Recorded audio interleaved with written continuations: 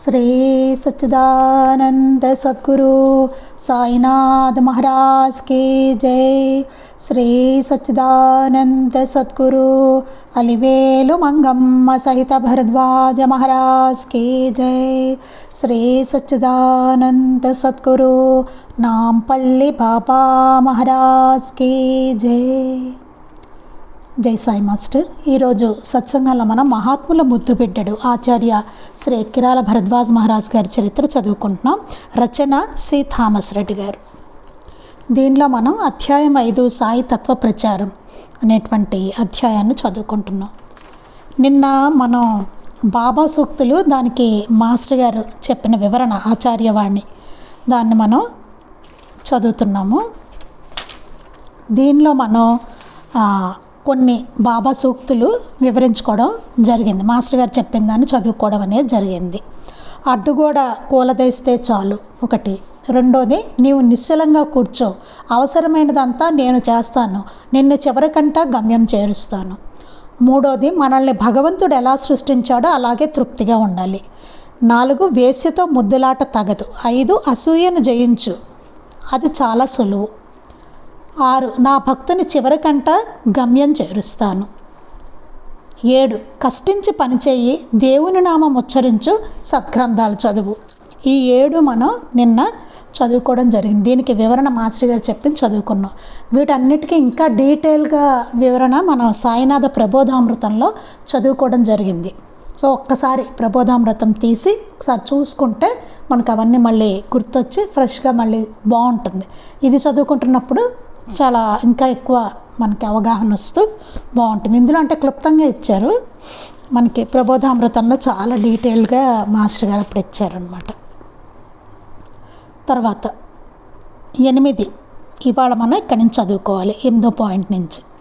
సాయి సూక్తి, లక్షలాది జనాన్ని శుభ్రమార్గంలో నడిపిస్తాను, ఇది బాబా సూక్తి। దానికి మాస్టర్ గారు చెప్పింది ఆచార్యవాణి, వ్యక్తి శ్రేయస్సు ఎంత ముఖ్యమో సమాజ శ్రేయస్సు అంతే ముఖ్యం। సమాజం సుఖశాంతులతో ఉండాలంటే ధర్మము సత్యము పటిష్టంగా నిలబడాలి। ఈ జగత్ కళ్యాణాన్ని సాధించడానికి సాయి అవతరణ, అట్టి ధర్మసేతువు నిర్మాణానికి పరికరాలుగా మనం ఉపయోగపడడం మన అదృష్టం। ఇది కూడా చదివామండి, మర్చిపోయాను నేను। లక్షలాది జనాన్ని శుభ్రమార్గంలో నడిపిస్తాను, అసలు బాబా అవతరణే అదే, మనల్ని ఉద్ధరించడానికే దత్తప్రభువు అవతరిస్తూ ఉంటారనమాట। అలాగే బాబా కూడా అవతరించారు। మన శ్రేయస్సు మనకి ఎంత ముఖ్యమో అలాగే సమాజ శ్రేయస్సు కూడా అంతే ముఖ్యం। అది లేకపోవడం వల్లే కదా ఇప్పుడు సమాజం ఇట్లా ఉంది।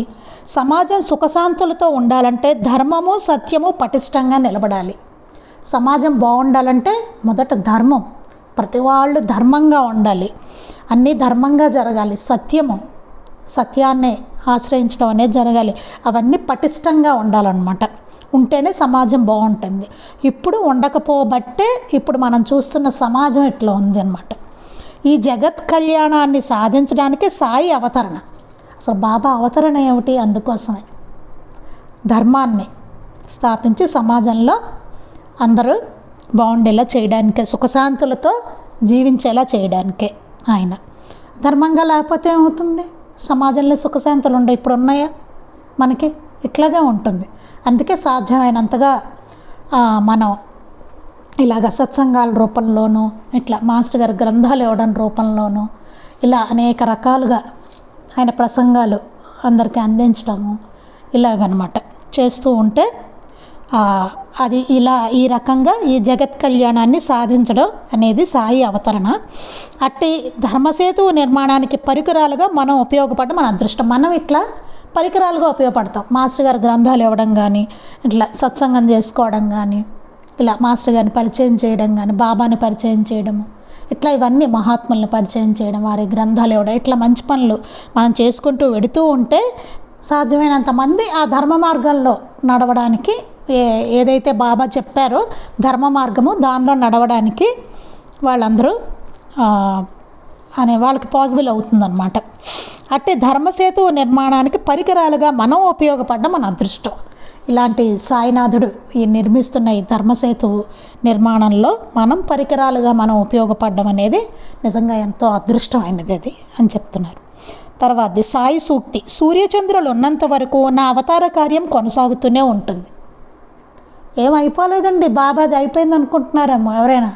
అబ్బే, చూడండి ఏం చెప్పారు. సూర్యచంద్రులు ఉన్నంత వరకు నా అవతార కార్యం కొనసాగుతూనే ఉంటుంది. అంటే ఏంటి? ఈ సృష్టి అలా ఉన్నంత వరకు బాబా అవతార కార్యం ఉంటూనే ఉంటుంది. ఎప్పటికీ ఉంటారు బాబా. మాస్టర్ గారు ఏం చెప్పారు? ఈ కాలానికి కావలసిన మార్పునే శ్రీ సాయి ఆధ్యాత్మిక రంగంలోకి తెస్తున్నారు. ఆయన ఏం చేశారు బాబా? ఈ కాలానికి కావలసిన మార్పు, ఈ కాలానికి ఏం మార్పు కావాలో ప్రజల్లో, జనాల్లో, ఆ మార్పునే ఆధ్యాత్మిక రంగంలోకి తెస్తున్నారు బాబా. సద్గురువును గుర్తించి సేవించి అనుగ్రహం పొందడానికే శ్రీ గురు చరిత్ర పారాయణ, సర్వులు సంఘటితం కావడానికి శ్రీ సాయిబాబా జీవిత చరిత్ర పారాయణ. ఈ రెండు ఇవేమిటంటే, సద్గురువును గుర్తించి సేవించి అనుగ్రహం పొందడానికి ముందు సద్గురువుని ఎవరు అనేది మనం గుర్తించగలగాలి. తర్వాత వారిని సేవించుకునే పరిపాకం రావాలి. తరువాత వారి అనుగ్రహం పొందాలి. వీటన్నిటికీ శ్రీ గురు చరిత్ర పారాయణ, దీనికి శ్రీ గురు చరిత్ర పారాయణ చెప్పారు. సర్వులు సంఘటితం కావడానికి శ్రీ సాయిబాబా జీవిత చరిత్ర పారాయణ, అలాగే అందరూ ఒకటిగా ఉండడానికి సాయిబాబా జీవిత చరిత్ర పారాయణ, ఆయన కృపను పొందడానికి. ఇవి సాధనాలు, ఈ రెండు మనకి. దానికి వేదప్రోక్తమైన వ్యక్తి ప్రాధాన్యత లేని ఆధ్యాత్మికతను నిర్దిష్టమైన సిద్ధాంతంగా రూపొందిస్తూ పురాణ ఇతిహాస సిద్ధాంతముల పద్ధతిని అనుసరించి చరిత్ర పారాయణ విధానాన్ని అందిస్తున్నారు. ఇదే సాయి చెప్పిన సనాతన నూతన ఆధ్యాత్మిక సిద్ధాంతం. చాలా అద్భుతమైన చాలా ముఖ్యమైన విషయం అండి ఇది. ఇది ఏంటంటే, వేదప్రోక్తమైన వ్యక్తి ప్రాధాన్యత లేని, ఇందులో ఎక్కడ వ్యక్తి ప్రాధాన్యత లేదు, అసలు మధ్య వ్యక్తులు లేరు, గుర్తుపెట్టుకోవాలి. బాబాకి మనకి మధ్య వ్యక్తులు లేరు, అలాగే మాస్టర్ గారికి మనకి మధ్య వ్యక్తులు లేరు, అమ్మగారికి మనకి మధ్య వ్యక్తులు లేరు, ఇలా మహాత్ములకి మనకి మధ్య లేరు. పారాయణ చేసుకోవడమే డైరెక్ట్గా వారితోటే, ఏమి లేదు. ఏం జరగాలో ఆయన చూస్తారు. హాయిగా ఇంట్లో కూర్చున్నా, అక్కడ గుళ్ళో కూర్చున్న పారాయణ చేసుకోవడం అందించారు కదా మనకి మాస్టర్ గారు. అందుకోసమే అందించారు. ఎటు పోకుండా మనం వ్యక్తి ప్రాధాన్యత లేని ఆధ్యాత్మిక సిద్ధాంతం ఇది. వ్యక్తి ప్రాధాన్యత లేదు, మధ్య వ్యక్తులు లేరు, ఇది గుర్తుపెట్టుకోవాలి. స్పష్టంగా చెప్పారు ఇది. అందుకని ఎవరికి వాళ్ళు చక్కగా పారాయణ చేసుకుంటే, మనకి మాస్టర్ గారు గ్రంథాలు ఉన్నాయి, హాయిగా తెచ్చుకోవడం, పెట్టుకోవడం, పారాయణ చేసుకోవడం, ఏం చేయాలో చేస్తారు. మాస్టర్ గారు కూడా బాబా తర్వాత నేనే అని అమ్మగారు కానీ మాస్టర్ గారు కానీ అసలు చెప్పలేదు. గ్రంథాలు అందించారు మనకి, బాబాని అర్థం చేసుకోండి అని చెప్పి. ఆయన ఏమలా చెప్పలేదు అసలు. గ్రంథాలు ఇచ్చారు, ఇవి చదువుకోండి చాలు, మీరు ఎక్కడున్నా సరే ఆయన చూసుకుంటారు అని చెప్పారు. అందరూ నా దగ్గరికి రండి అని కూడా అనలేదు, అలా కూడా అనలేదు. గ్రంథాలు రాసిచ్చారు ఆయన, అంతే, చదువుకోండి రా. ముందు చదువుకోవాలి కదా, చదువుకొని మనకు ఆయన పట్ల కలిగినప్పుడు అప్పుడు వెళ్ళడం అనేది జరుగుతుంది. ముందు ఆ పని చేయాలి, గ్రంథాలన్నీ చదువుకోవాలి ముందు. అందుకని వేదప్రోక్తమైన వ్యక్తి ప్రాధాన్యత లేని ఆధ్యాత్మికతను నిర్దిష్టమైన సిద్ధాంతంగా రూపొందిస్తూ పురాణ ఇతిహాస సిద్ధాంతాల పద్ధతిని అనుసరించి చరిత్ర పారాయణ విధానాన్ని అందిస్తున్నారు.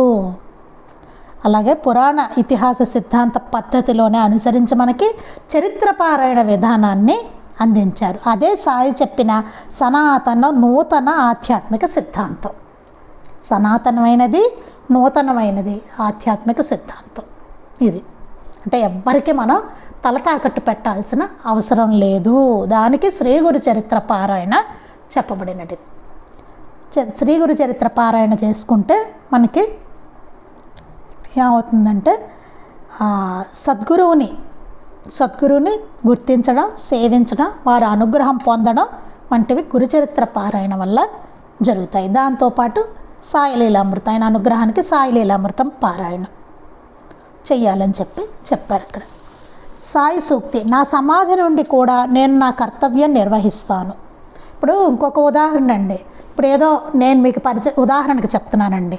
నేను మీకు పరిచయం చేశాను అనుకోండి, బాబానో మాస్టర్ గారినో అమ్మగారినో నేను చేసిన తర్వాత మీరు నాకు చెప్పుకొని నా పర్మిషన్ తీసుకొని వెళ్ళడం, బాబా షిరిడి వెళ్ళనండి లేకపోతే మాస్టర్ గారి దగ్గర ఏం అవసరం లేదు. హాయిగా మీరు పారాయణ చేసుకోండి, హాయిగా మీరు వెళ్ళండి. అట్లా ఉండాలి. వ్యక్తి ప్రాధాన్యత అనేది లేదు. లేదా నాకు పూజ చేయండి ఇట్లాంటివి ఉంటాయి చూసారా, కొన్ని చోట్ల జరుగుతూ ఉంటాయి. అలాంటివి చాలా జాగ్రత్తగా ఉండాలి. అట్లాంటి ప్రాధాన్యత ఇక్కడ లేదు మాస్టర్ గారి సిద్ధాంతంలో. ఎవరిని ఏం పర్మిషన్లు అడగక్కర్లా, చక్కగా మహాత్ముల సన్నిధికి హాయిగా వెళ్ళచ్చు.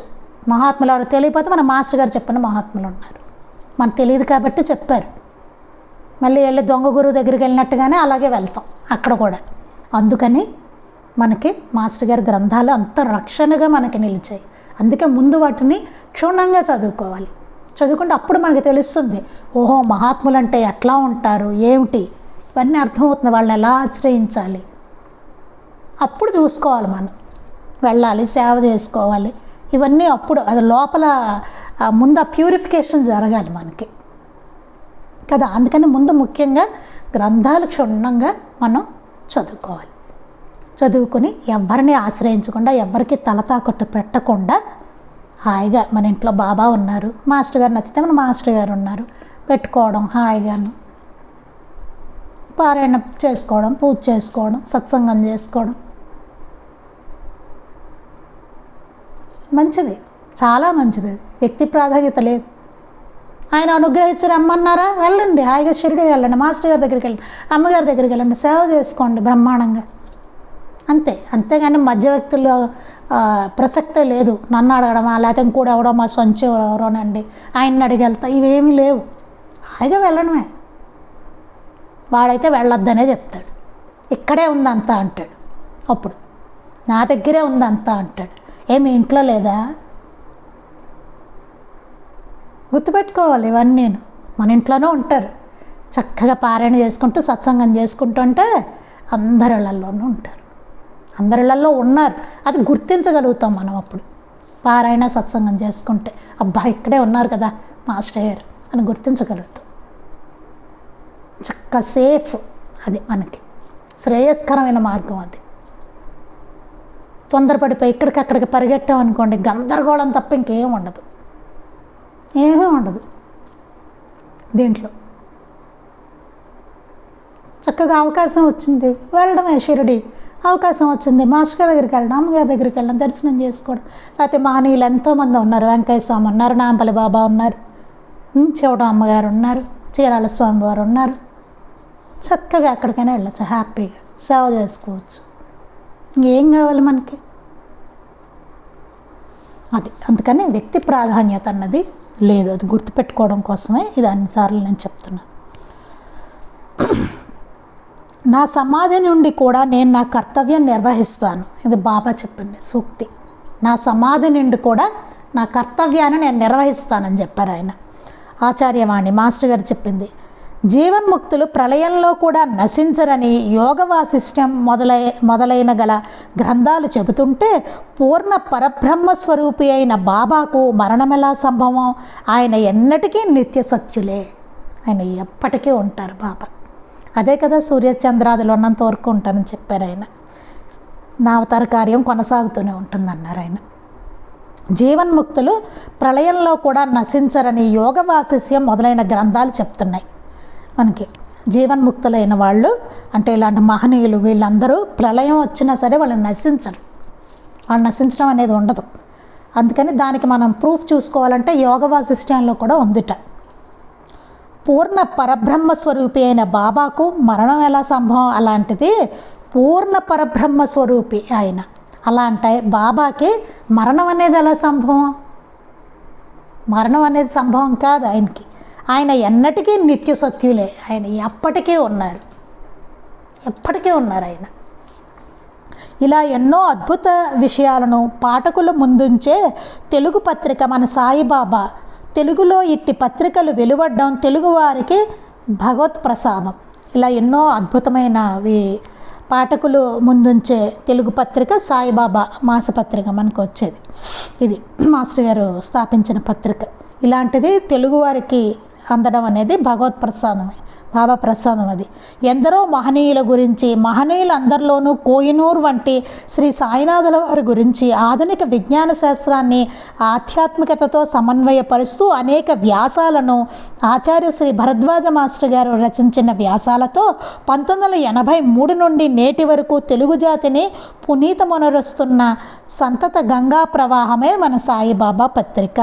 ఈ పత్రికలో మనకి బాబా గురించి ఎన్నో విషయాలను, అదే బాబా గురించి మనకి ఆధునిక విజ్ఞాన శాస్త్రాన్ని ఆధ్యాత్మికతతో సమన్వయపరుస్తూ, అంటే సైన్స్ను కూడా ఈ స్పిరిచువాలిటీ తోటి సమన్వయపరుస్తూ అనేక వ్యాసాలు, గ్రంథాలు కూడా ఉన్నాయి మనకి. ఏది నిజం, మతం ఎందుకు, విజ్ఞాన వీచికలు, ఇవన్నీ అంతే సైన్స్ తోటి సమన్వయపరుస్తూ ఉంటాయన్నమాట. మనకి అనేక వ్యాసాలను ఆచార్య శ్రీ భరద్వాజ మాస్టర్ గారు రచించిన వ్యాసాలతోటి 1983 నుండి నేటి వరకు 1983లో స్థాపించిన పత్రిక ఇప్పటికీ కూడా జరుగుతోంది. అది గంగా ప్రవాహం, సంతత గంగా ప్రవాహమే మన సాయిబాబా పత్రిక అంటున్నారు. ముంగిట్లో రెక్కలు కట్టుకొని వచ్చి వాలే శాంతి పావురం మన సాయిబాబా మాసపత్రిక. హృదయమనడి తలుపునొద్ద సాయి మాస్టారు సదయుడొగుచు తట్టుచుండు సకల విధములు, తలుపు తెరిచి నేర్చుకోండి ఆనందంతో, అతడిచ్చును మనకేమో తృప్తి శాంతులు. శ్రీ సాయి ఏమి చెప్పారో వాటిని ఎలా ఆచరించి చూపాలో ప్రతి ఒక్కరికి తెలియజేయడమే సాయిబాబా పత్రిక లక్ష్యం. బాబా పత్రిక లక్ష్యం ఏంటంటే బాబా ఏం చెప్పారు, వాటిని ఎలా ఆచరించాలి, అది ప్రతి ఒక్కళ్ళకి తెలియజేయడమే ఈ సాయిబాబా పత్రిక లక్ష్యం. ఇట్టి సాయి ధర్మ ప్రచార యజ్ఞంలో ప్రతి ఒక్కరూ పాల్గొనడం శ్రేయస్కరం. ఇలాంటి ధర్మ ప్రచార యజ్ఞంలో ప్రతి ఒక్కళ్ళు పాల్గొవాలని చెప్తున్నారు. అందరికీ మనం పరిచయం చేయాలి అని. 6 మందిర నిర్మాణాలు సత్సంగాలతో ప్రారంభించి నిరంతర పారాయణ నామస్మరణలతో పునీతమైన స్థలంలోనే సాయి మందిర నిర్మాణాలు జరగడం శ్రేయస్కరం అంటారు శ్రీ భరద్వాజ గారు. మాస్టర్ గారు ఏం చెప్పారంటే సత్సంగాలతో ప్రారంభించాలట. ప్రారంభించి నిరంతరం పారాయణాలు చేయాలి, సత్సంగాలు జరగాలి, నామస్మరణ జరిగి ఆ పునీతమైన స్థలంలోనే సాయి మందిర నిర్మాణాలు జరగడం శ్రేయస్కరం. బాబా మందిరం అట్లా నిర్మించాలట. పారాయణలు చేయాలి ముందు భక్తులందరూ కూర్చుని, లేకపోతే ఆ మందిరాన్ని ఎట్లా వినియోగించుకోవాలో, ఎట్లా నిలుపుకోవాలో, ఎట్లా ఉపయోగించుకోవాలో మనకు తెలియదు. బాబాని ఎట్లా సేవించుకోవాలో మనకు తెలియదు. ఇష్టం వచ్చినట్టు చేయడం కాదు బాబా మందిరం అంటే. అక్కడ ఆయన ఉన్నారు సాక్షాత్తు. ఆ స్ఫురణ మనలో ఉండాలంటే పారాయణ చేసుకోవాలి. అందరూ కలిసి పారాయణ చేయాలి. మందిరం కడదాం అనుకున్నప్పుడు, ఆ ప్రపోజల్ చేసుకున్నప్పుడు అందరూ కలిసి ముందు పారాయణ చేయాలి. సత్సంగాలు జరగాలి. జనాల్లో కాస్త వచ్చే భక్తుల్లో కాస్త అవగాహన కల్పించాలి. వాళ్ళందరికీ కూడా బాబా పట్ల భక్తి కలిగేలా చేయాలి. చేసి నామస్మరణతో పునీతమైన ఆ స్థలంలోనే సాయి మందిర నిర్మాణం జరగాలి. అది శ్రేయస్కరమైనది. అట్లా చేసుకోవాలి తప్ప మందిరాలు ఆ ఎమ్మెల్యేని పిలిచి శంకుస్థాపన చేయిస్తాను, లేకపోతే వీడి చేత పూజ చేయిస్తాను, ఆ ఫలానా వాడి చేత ఇచ్చేయిస్తాను, ఫలానా ధనవంతుడి చేత, ఇవన్నీ కాదు. ముందు జరగవలసింది ఇది జరగాలి. పారాయణ జరగాలి, సత్సంగం జరగాలి, ఆయన నామస్మరణ జరగాలి. అప్పుడు బాబా మందిరం అంటే. అంతేగాని ఇష్టం వచ్చినట్టు కట్టేయడం కాదు వాటిని. మాస్టర్ గారు అదే చెప్పేవారు. ఎవరైనా ఇలా బాబా మందిరం కడతామంటే ముందు మీరు పారాయణలు చేయండి, సత్సంగాలు చేయండి, చక్కగా నామస్మరణతోటి ఆ మందిర నిర్మాణం చేసుకోండి. అదే చెప్పేవారు మాస్టర్ గారు. అలా ఎన్ని మందిరాలు మరి ఇప్పుడు కడుతున్నారు కదా. బాబా మందిరం అట్లాగే కట్టాలి. శ్రీ భరద్వాజ గారు చెప్పేవారు, సత్సంగాల ద్వారా హృదయాల్లో శ్రీ సాయినాథుని పట్ల భక్తి ప్రేమలు పెంచుకున్న పిమ్మటే అందరూ కలిసి సాయి మందిరం నిర్మించుకుని అందులో నిత్యము 4 షిరిడి హారతులు, పారాయణ, సత్సంగం, భజన జరుగునట్లు చూచుకుంటూ ఉచిత వైద్య గ్రంథాలయం మున్నగు సేవా కార్యక్రమాలు ప్రజలకు అందించాలన్నదే వీరి ముఖ్యోద్దేశం చెప్పారు. ఇలాగా కట్టుకున్న తర్వాత ఏం జరగాలి? సత్సంగాల ద్వారా సత్సంగాలు జరగాలి, మందిరంలో సత్సంగం జరగాలి. సత్సంగాల ద్వారా హృదయాల్లో శ్రీ సాయినాథుని పట్ల భక్తి ప్రేమలు పెంచుకున్న పిమ్మటే, భక్తి ప్రేమలు ముందు పెంచుకోవాలి బాబా మీద.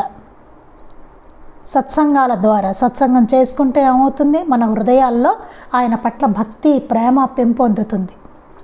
అలా అయిన తర్వాతే అందరూ కలిసి సాయి మందిరం నిర్మించుకొని, అప్పుడు అందరూ మందిరాన్ని నిర్మించుకుని అందులో నిత్యము మందిరం నిర్మించిన తర్వాత చేయాల్సింది రోజు 4 హారతులు జరగాలి బాబా మందిరంలో.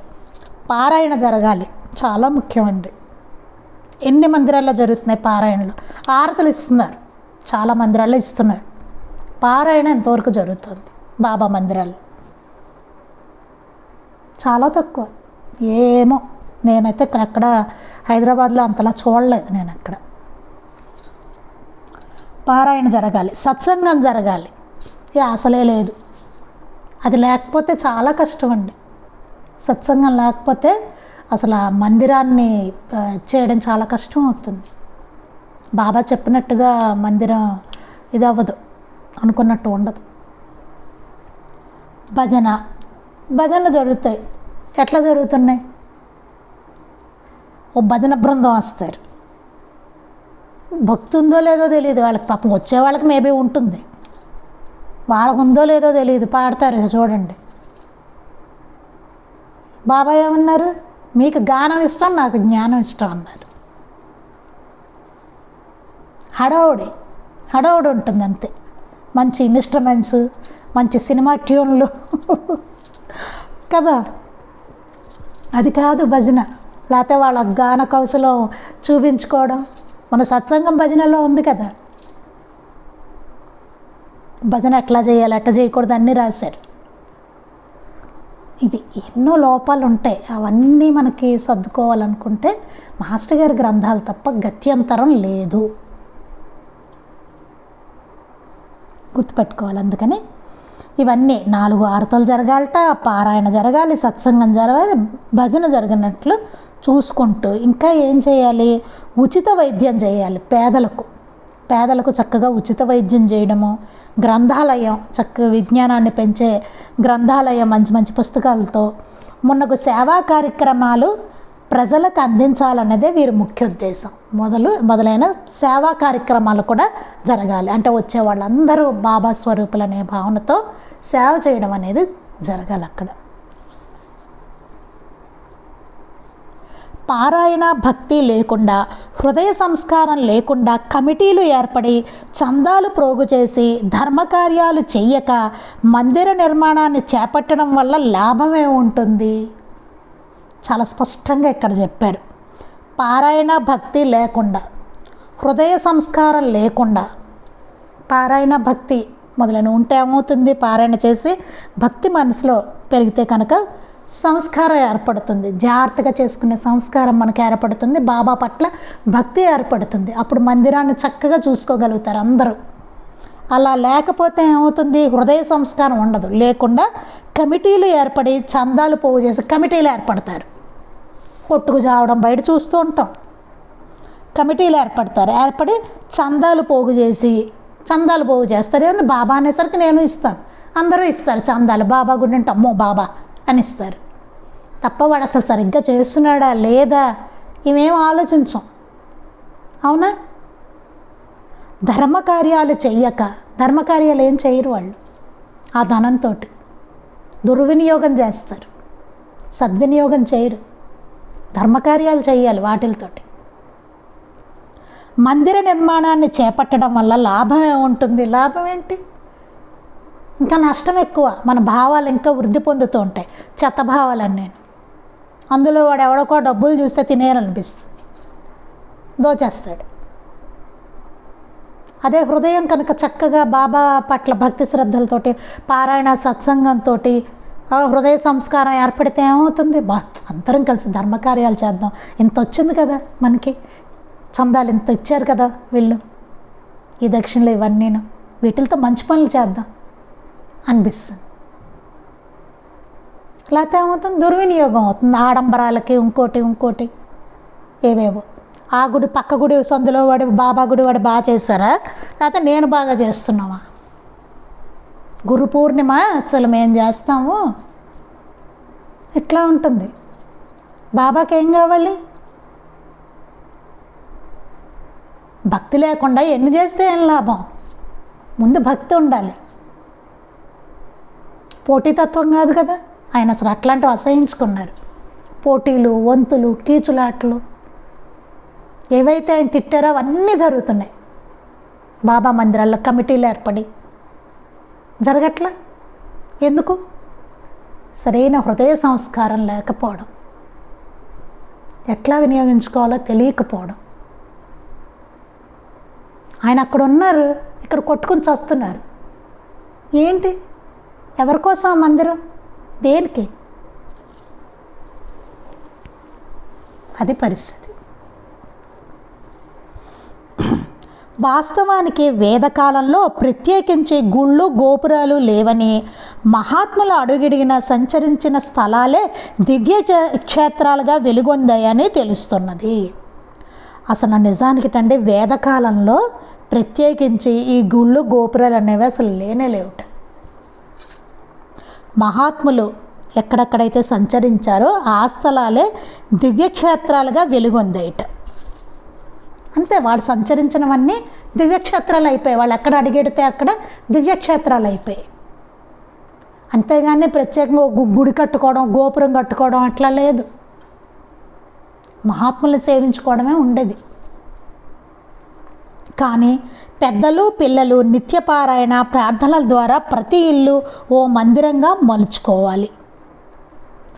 ఇంట్లో అందరూ మనమే మన ఇంటినే సాయి మందిరంగా చేసుకోవాలి. అసలు మాస్టర్ గారు చెప్పేది అదే. మన ఇంట్లో బాబా ఉన్నారు, ముందు మన ఇంట్లో ఉన్న బాబాని మనం చూసుకోలేకపోతే గుడికెళ్ళో ఎక్కడ చూస్తాం మనం కదా. అందుకని పెద్దలు పిల్లలు, ఇంట్లో ఉన్న పెద్దవాళ్ళు పిల్లలందరూ నిత్యపారాయణ చక్కగా రోజు పారాయణ చేసుకోవడం, ప్రార్థన చేసుకోవడం, దాని ద్వారా ప్రతి ఇల్లు మందిరంగా మలుచుకోవాలి. ఆయన ఉన్నారు అక్కడ, ఆయన చేయవలసిన సేవలన్నీ చేసుకోవచ్చు ఇంట్లో బాబాని పెట్టుకొని. అప్పుడు నిజానికి గుడికి వెళ్ళాల్సిన పని కూడా లేదు కదా. మన ఇంట్లో ఉన్న బాబాని మనం చక్కగా చేసుకోవచ్చు. అందుకని మనకి అదే మందిరం అవుతుంది, మలుచుకోవాలి మందిరంలాగా. పూర్వము దైనందిన కార్యక్రమం ప్రతిదీ దైవస్మరణతో మొదలై ఆ భావంతో నిర్వహించేవారు. ఇదివరకు పూర్వం ఎలా ఉండేదంటే, పొద్దున్న వాళ్ళు లేచిన దగ్గర నుంచి ప్రతిదీ దైవస్మరణతో మొదలైపోయేది.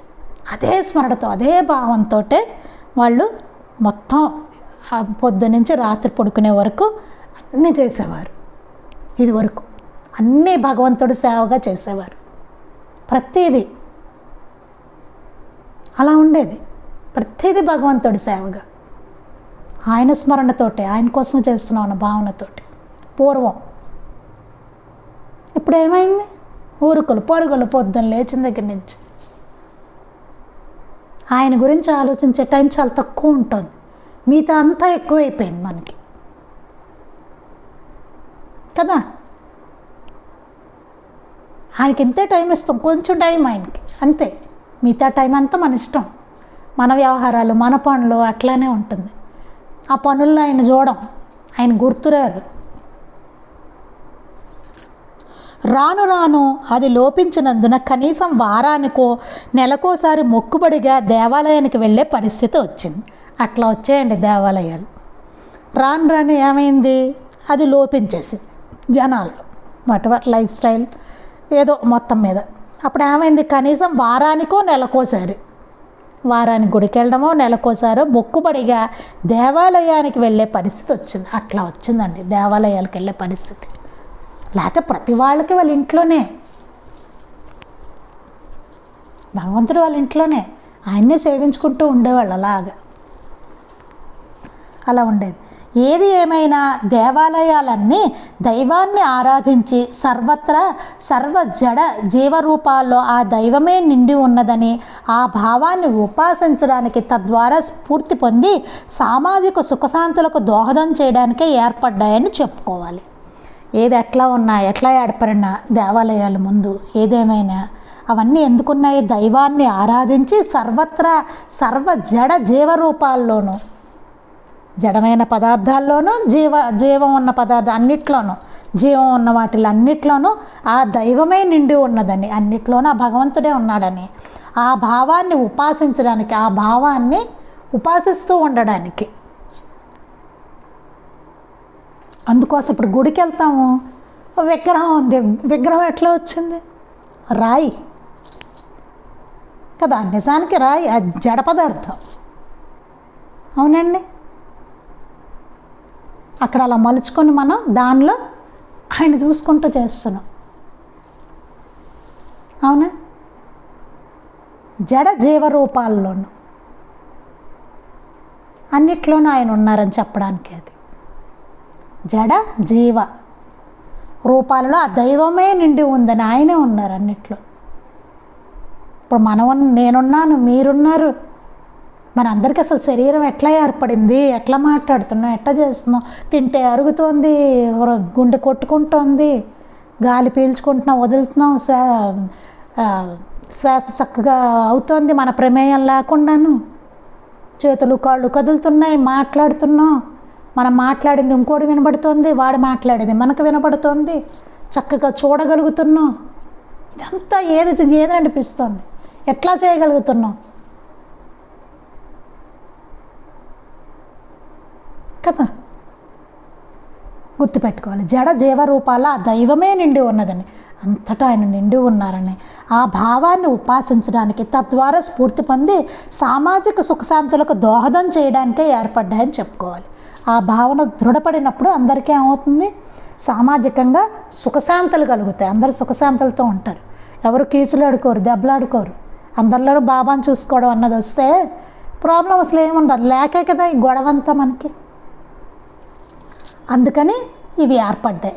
మన సంస్కృతికి అంతటికీ ఆటపట్టైన ఆధ్యాత్మిక జీవితానికి మూల స్తంభాల వంటివి దేవాలయాలనేది మర్చిపోరాదు. మన సంస్కృతికి ఆధ్యాత్మిక జీవితానికి మూల స్తంభాలు దేవాలయాలు. ఆ విషయాన్ని మర్చిపోకూడదు అని చెప్తున్నారు. గుర్తుపెట్టు. అందుకోసం గుడి, అందుకోసం ఏర్పడింది. మనలో మార్పు తెచ్చుకోవడం కోసం తప్ప వెళ్తే ఏదో వచ్చేస్తుంది నాకు కాదు. లక్షలు వస్తాయి, కోట్లు వస్తాయి, వాడు ఎవడో వెళ్తే వచ్చింది. మళ్ళీ ఏ గుడి గొప్పది ఇందులో, ఇవన్నీ కూడా ఉంటాయి. మళ్ళీ ఏ దేవుడి గుడి గొప్పది, ఎన్ని వికార భావాలు మనలో. ఆ గుడి చాలా పవర్ఫుల్ అండి. ఇదేంటిది అంతటా నేనున్నాను మర్రా అని ఆయన చెప్తుంటే ఆ గుళ్ళో ఉండి ఈ గుళ్ళో లేడా ఆయన, లేదా మన ఇంట్లో లేడా ఆయన. ఇట్లాగా ఎన్ని వస్తాయో చూడండి, రకరకాల భావాలు మనకి. చాలా ఇవన్నీ జాగ్రత్తగా ఆలోచించి అసలు గుడికి వెళ్తుంటే ఎందుకు వెళ్తున్నాం, మనం దేనికోసం వెళ్తున్నాం. మా చిన్నప్పుడు తెలియదండి, కూర్చొని రండి అనేవారు. కూర్చొని రండి అంటే ఏదో కూర్చొని రావాలనుకునేవాళ్ళం. ఇలా కూర్చొని కాసేపు అట్టెట్టు చూసి వచ్చేసేవాళ్ళం. అది కాదు, కూర్చొని రండి అంటే చక్కగా అక్కడ కూర్చొని ఆ భావాన్ని మనం ఆయన సన్నిధిని అనుభవించి దాన్ని ప్రశాంతంగా మనం తెచ్చుకోవడం, మనతో పాటు ఆ భావాన్ని చక్కగా ఉండడం మిగతా అంత టైం. అంతే కదా. అంతేగాని కూర్చోపోతే ఏదో ఆయన తంతాడా కాదు, అవేమీ కాదు.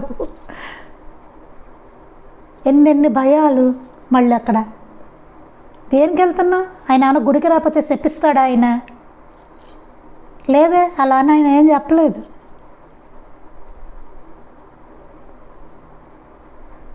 వెళ్ళకపోయినా పర్వాలేదు, నిత్యం స్మరించుకుంటుంటే మనం.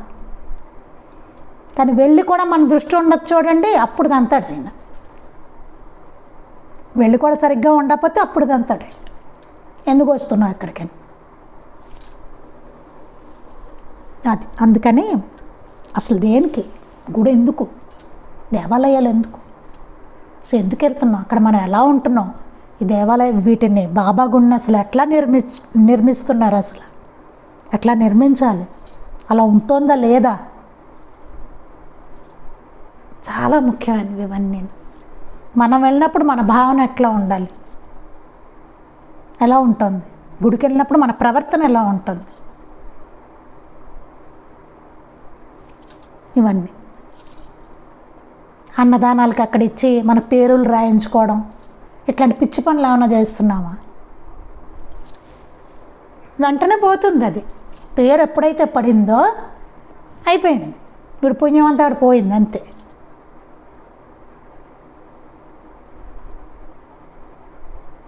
పేరు పడ్డం కోసం చేస్తున్నాడు అనమాట వీడు అన్నదానం. అవన్నీ కరెక్ట్ కాదు. అతో పెద్ద బ్యానర్ పెడదామా, ఇంతమందికి చేసామనేసి, కాదు.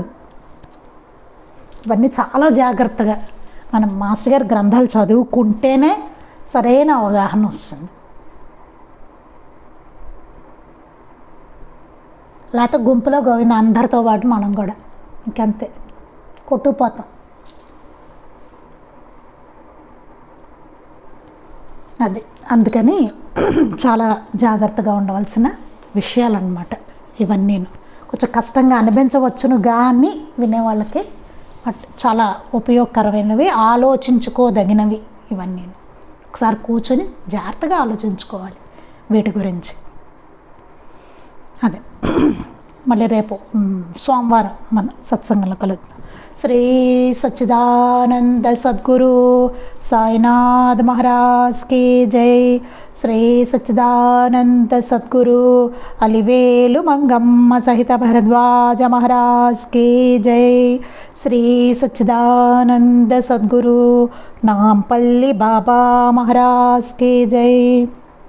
గురుదేవ దత్త అవధూత చింతన. లోకా సమస్తాః సుఖినో భవంతు. లోకా సమస్తాః సుఖినో భవంతు. లోకా సమస్తాః సుఖినో భవంతు. జై సాయి మాస్టర్.